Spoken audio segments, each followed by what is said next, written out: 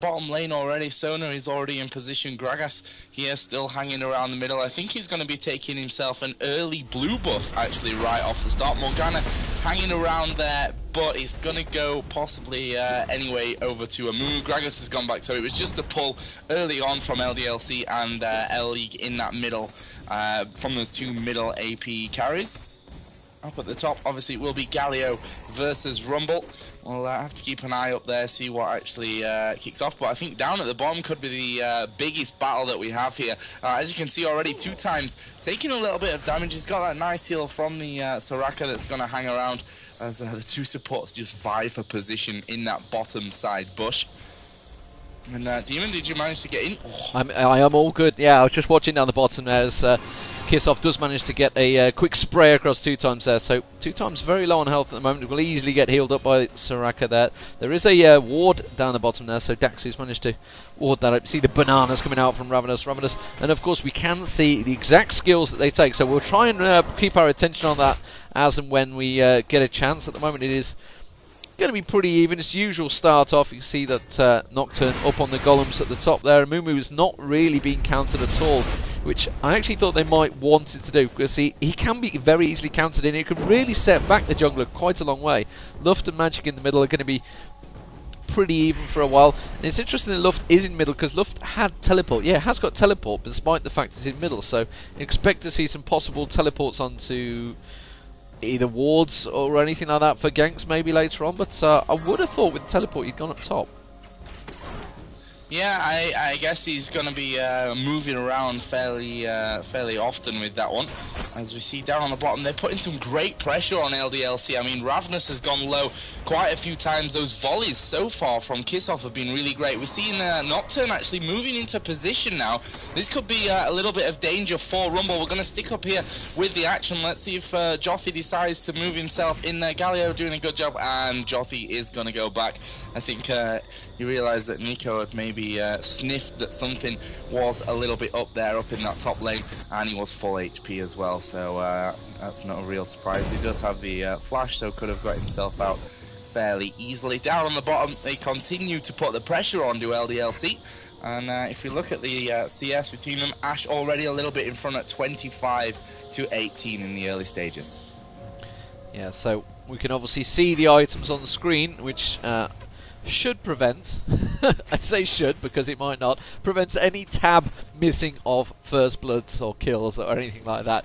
But hopefully that is what I think is going to stop the issues. I know a lot of people have always said about the games that when we miss these matches, just looking at 2 times down the bottom against Kissoff. Oh, that spray, how did that miss? It must have been literally on the limit of missing out that volley shot from Kissoff there. But Kissoff pushing on 2 times, being very aggressive down the bottom with the 2 AD carries, trying to force each other back. But at the moment it is LDLC that are keeping them at bay. Like you say, the CS is slightly in the favour of LDLC at the moment, pretty much across all lanes as well. If I look down across the scores.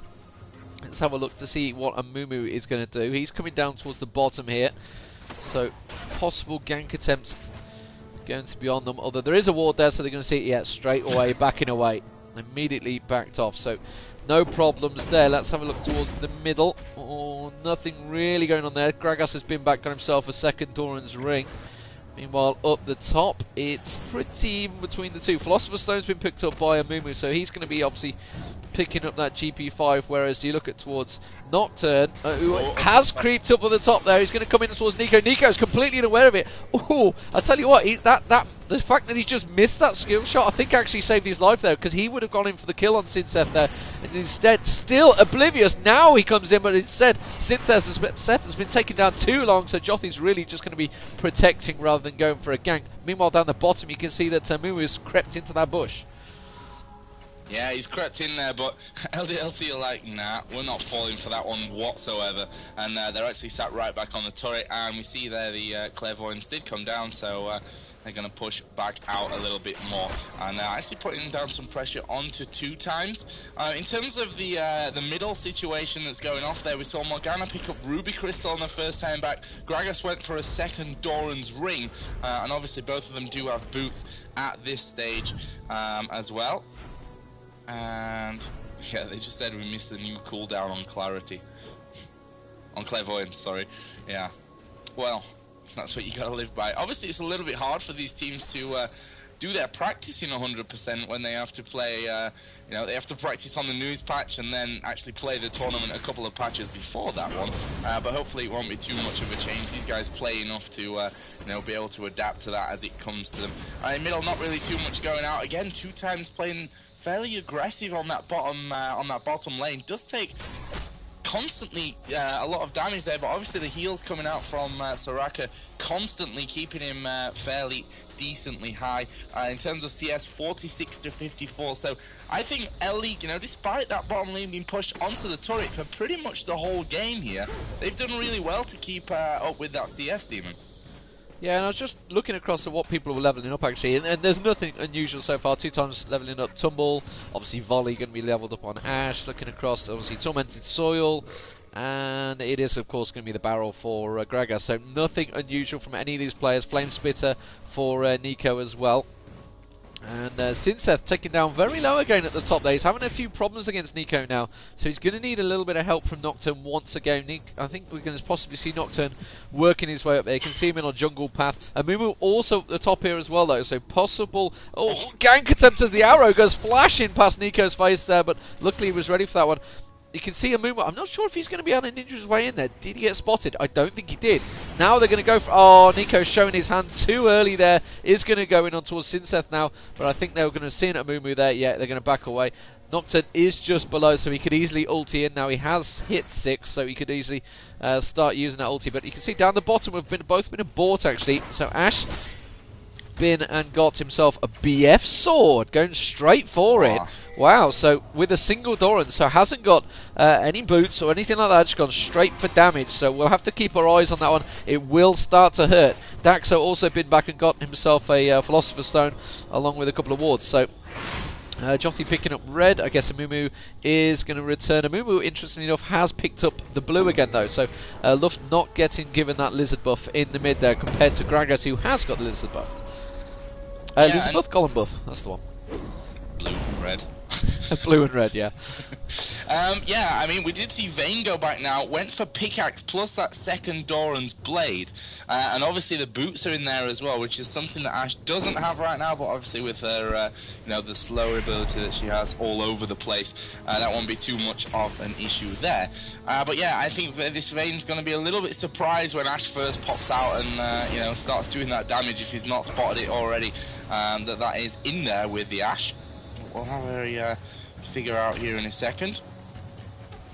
2 times obviously got that little bit more health now with that second Doran's blade coming around, plus the speed. The volley not actually doing all that much damage. In fact, I don't think it even connected at that stage before. The 2 junglers on their, you know, on their own paths. We've not seen any counter jungling going on whatsoever, Demon, in this one. No, there's been nothing, no counter at all. The CS-wise is still pretty even as well between all lanes. Apart from Rumble at the top is kind of having a bit more success, but only very slightly. I mean, he's only 8 CS ahead, so very even match so far. And you can see the gold reflects that. 12.1 to 12.2k. 10 minutes in, no dragon attempts, no nothing really. 2 times thought about going for it then. I think he just felt the power of that volley with the BF sword there, and he's going to continue to press on him.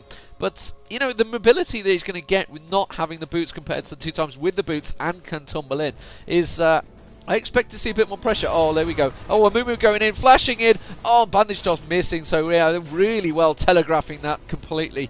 And Jothi had just about moved in time, so I'm not too sure, even if he'd have caught it, how well that would have worked. But Skisoff, you can see, look, being very aggressive. And that's going to mean me and Jothi's just going to return to jungling.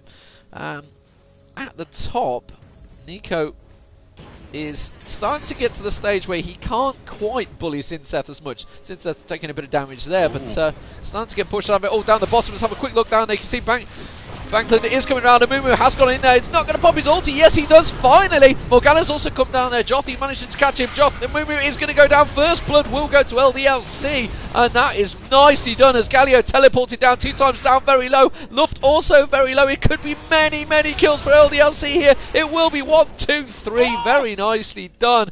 2 times gets away on 15 health. That's got to be a dragon, although the whole team of LDLC are very low. So will they actually just go for that dragon or not? I think they will, but that was a 3-for-1. I think it was Sona that was only the one that went down. Yes, it was. They are going to pull the dragon, so first dragon for LDLC as well. That's going to give them a nice boost in gold. So that fight, you know, could have gone either way. Jothy taken very low there as well. But that fight could have easily gone any way at all. But Nico's just going to continue pressuring up top. But nice start from LDLC there. Yeah, those kills coming in nicely, and to be honest, they should have had that 4th one as well onto Vayne. I'm not really sure how he managed to actually get away with that whole situation. 15 HP, I think it was, left at the end as he managed to tumble away behind the tower. It looks like Nico should have this first tower takedown of the game up on the top lane for Lleague. Obviously, he was left alone there as they went down for that bottom gank, and he is going to take this turret down. Galio not going to get back in position early enough to stop anything happening there. Meanwhile, I did see Ashe go back and buy what she picked up there. Pickaxe already, plus the boots. She is well on her way to moving up towards that Infinity Edge time. Obviously, we did see Berserker's Greaves being finished by 2 times after he went back to get that massive heal that he needed. Actually, Arrow's going to come out here onto Vayne, and this could be real trouble. Nicely knocked back there with the ulti from 2 times. Daxu was trying to get himself in there for a little bit more, but didn't quite work out. And he also put down the pink ward, which obviously, against that brief visibility that Vayne has, would have maybe been a game changer if he didn't get away. Yeah, definitely. And obviously Kissoff using the critical damage as well from Ashe. That was the first shot. Obviously had just been back and bought, so knew he had 100% crit there. Came straight in. Found their AD carry without his support. It was well worth having a go, and he's just really bullying him out of lane now. Look at the damage, just poking him down. He has got the red buff as well, so just beating him away from any CS. And you can see Nocturne is positioning himself. Oh, that's just going to be giving blue to Ben Magic, so Gragas will be having the blue buff again. We can see Morgana making a move coming down river as well, so keep your eye on that. No, he's decided to go back. Well, I thought maybe going to be just ward placement. You can see the hawk shot coming out from Kissoff there, so just trying to make them a little bit paranoid down the bottom. Didn't work though, and they are going to start beating down that turret as well. Big chunks of damage going down there. 2 times his.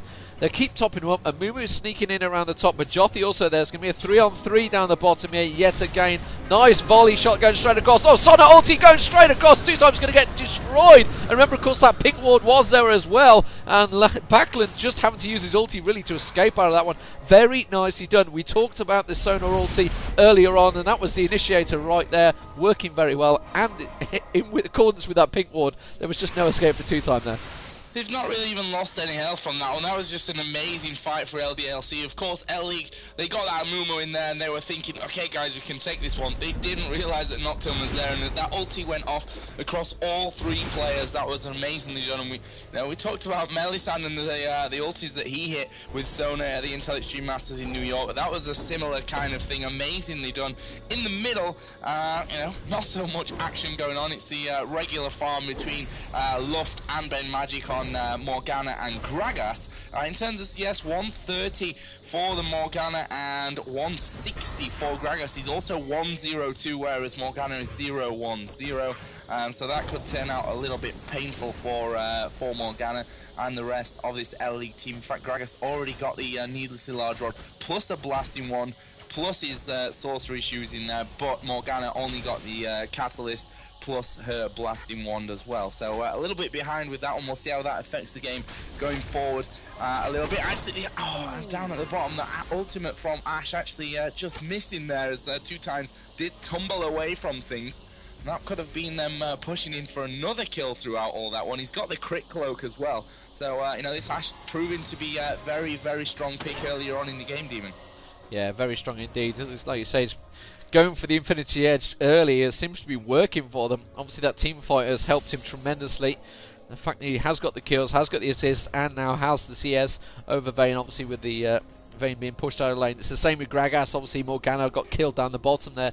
Took him away from the experience, the levels that you get, the gold you get from it, and as well as the dragon. It's all working in the favour of LDLC at the moment. You can see Ben Magic just poised up the top there, and Mumu comes around. I'm not sure if it is seen him then, They definitely would have now. They're going to push for this tower down to 882, although Ashe had just backed away, comes back around the side, tries to get the volley across. Barrels going in there. We can see Rumble also down here. So we're going to have a 4-man LL League down the bottom here, sorry. Oh, Backlund is going to come in. Oh, bandage toss, just about missing. Can still pop the ulti on Ben Magic. Oh, had literally used his dash tries to pop the ulti to blow Backlund back in towards the tower. Didn't happen, so LDLC wisely avoiding any action there. But meanwhile, you can see Nocturne is pushing in towards this middle tower. Joffrey beating on that mid turret. He knows he's got Nico coming around the side. In fact, ulti's onto Nico, and Ben Magic sat there, pops his shield very nicely done. Nico's just going to have to back away to the turret. He's got a wave of minions as well, and 2 on the turret. He's in trouble here on this turret. Remember, Ben Magic does come around, has drawn aggro from the turret. Joffrey is going to port it, and that's actually made Luft use his teleport there to come down. They're going to continue on towards Ben Magic. He's got a movement coming around. Bandage toss. That's going to be Nico picking up the kill on Gragas there. Caught out of position, really. Wanted to possibly dash through, but meanwhile down the bottom you can see Kissoft also taken down very low. So LD trying their best to get their way back into this one, possibly through LDLC's mistakes. Yeah, there was some real overconfidence, I'd say, there from LDLC on that turret. When you've got that teleport in the team, you've always got to be a little bit careful, especially when you pull in that tower aggro. And it cost them that 1 kill. I mean, it's 4-2 now in kills. There's only 2k, give or take, in between these two teams. They've both got 1 turret down. Obviously, this game is still very much open. The next few minutes are going to be deciding a lot. We've got 2 times actually going home here. Let's see what he ends up picking up. BF sword was collected, so he's on his way as well to working up towards that Infinity Edge. We've had a bit of a switcheroo in terms of lanes as well. Morgana has gone up top for Leigh.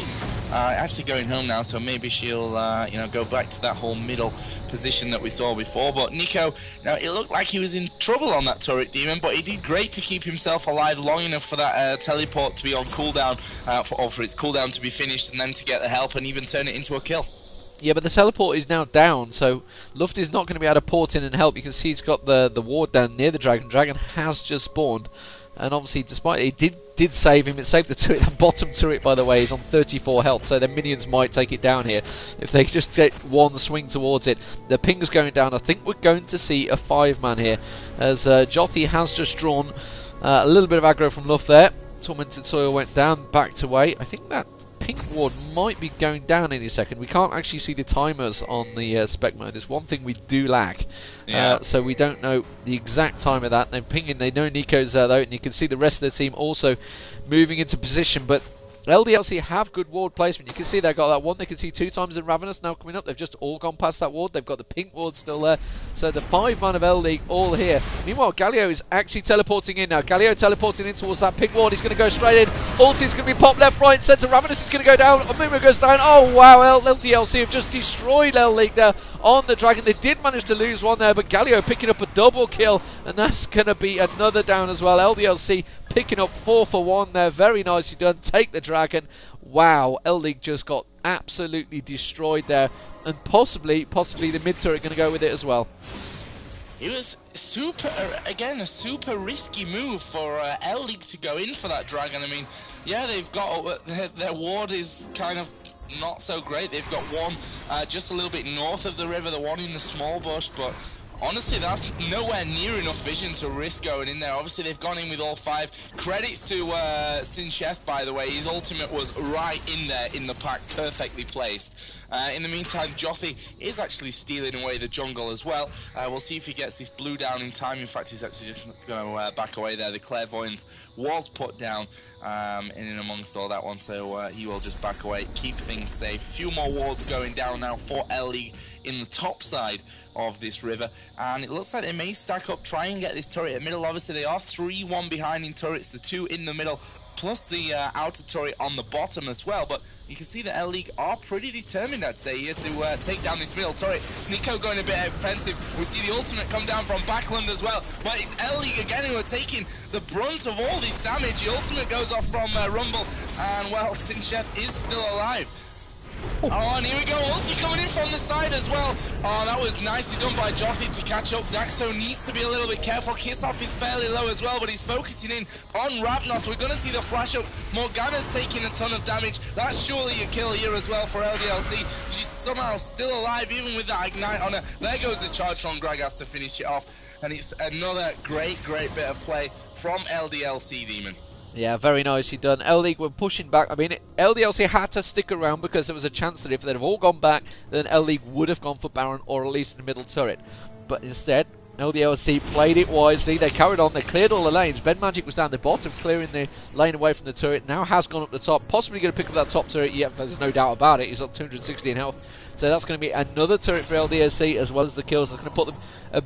wow, they're nearly 10k ahead in gold. It's 8k. That turret's going to go down. There we go. Big chunk. So 9k ahead in gold. Huge, huge advantage for LDLC. And it's really come from nothing. I mean, they were...